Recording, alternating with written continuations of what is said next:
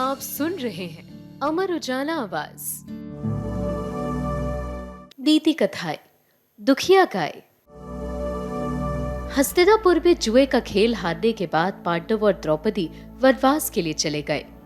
दुर्योधन ने दुशासन, शकुनी और कर्ण के साथ मिलकर पांडवों को मारने की योजना बनाई।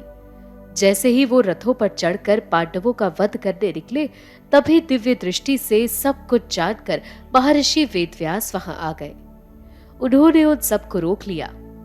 श्री वेदव्यास ने फिर धृतराष्ट्र से मिलकर कहा कि उन्हें पांडवों का वन में भेजा जाना अच्छा नहीं लगा।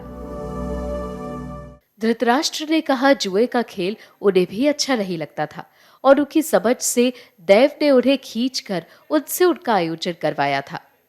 धृतराष्ट्र ने आगे कहा, भीष्म, द्रोण, विदुर और गांधारी, इन सबको भी जुआ अच्छा नहीं लगता था, पर वो मोह के कारण धृतराष्ट्र से इसे होने दे रहे थे।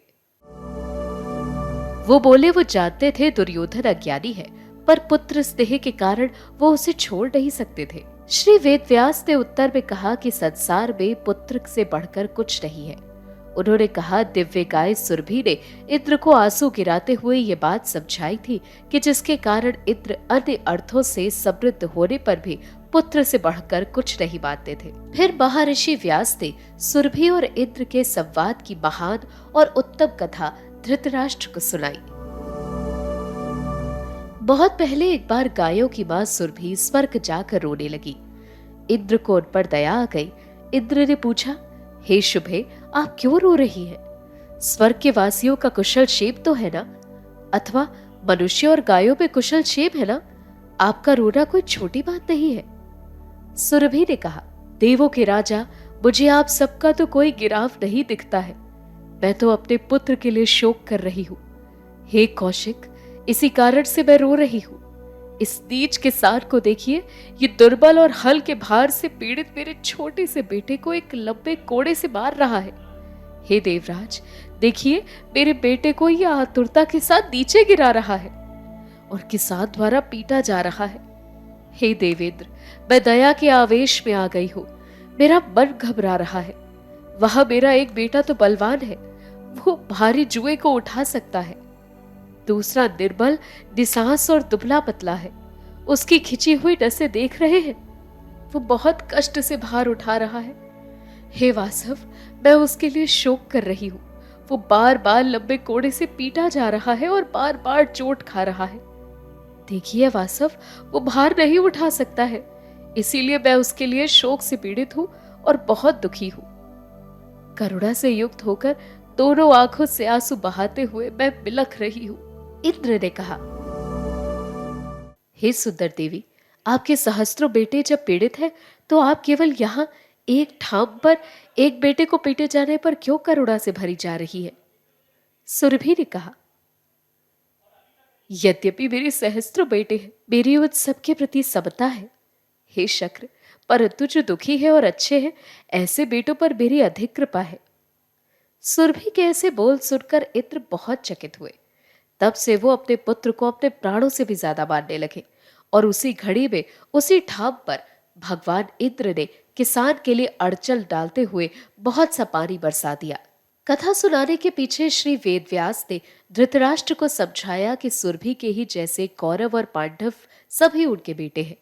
हे राजन, परंतु सभी बेटों में वह जो दुखी होते हैं उन पर अधिक कृपा होती है। बेटा, जैसे पांडु मेरा बेटा था, वैसे ही तुम भी हो, और वैसे ही ये बुद्धिमान विदुर भी है। मैं नेह से ये बात कहता हूं। तुम्हारे बहुत समय से 100 बेटे हैं, पांडु के तो 5 ही देखे जाते हैं। वो अभागे और बहुत दुखी है। वो कैसे लंबे समय तक जिएंगे और कैसे जीवन में आगे बढ़ेंगे? कुंती के बेटों के बारे में ऐसा सोचते हुए मेरा जी जल रहा है। हे राजन, यदि तुम चाहते हो कौरव जीवित रहे, तो तुम्हारा बेटा दुर्योधन पांडवों से शांति समझौता कर ले। धृतराष्ट्र ने वेदव्यास जी से अपने दुरात्मा बेटे दुर्योधन को सीख देने का अनुरोध किया। तभी वहां महर्षि मैत्रेय आ पहुंचे। श्री वेदव्यास ने एक काम मैत्रेय को सौंपा और हस्तिनापुर चले गए। इस कहानी से हमें यह शिक्षा मिलती है कि माँ बाप सच्चे हितैषी होते हैं।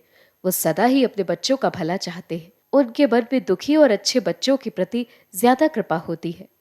जीवन भर माँ बाप अपने बच्चों के कष्ट और दुखों का अनुभव करते हैं और उन्हें दूर करने का जतन करते रहते हैं। आदि पर्व में श्री वेदव्यास ने ऐसा ही कुछ कुंती और 5 पांडव भाइयों से कहा है।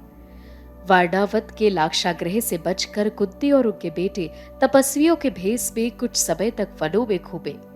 एक दिन उन्हें महर्षि व्यास के दर्शन हुए।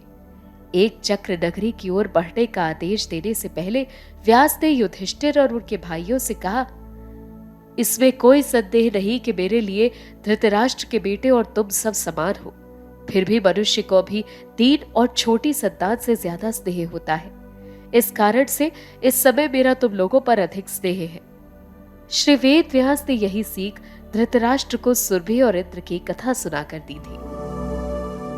आज के लिए कहानी में इतना ही। मिलेंगे आपसे एक और नीति कथा के साथ। तब तक मुझे दीजिए इजाजत। सुनते रहिए अमर उजाला आवाज।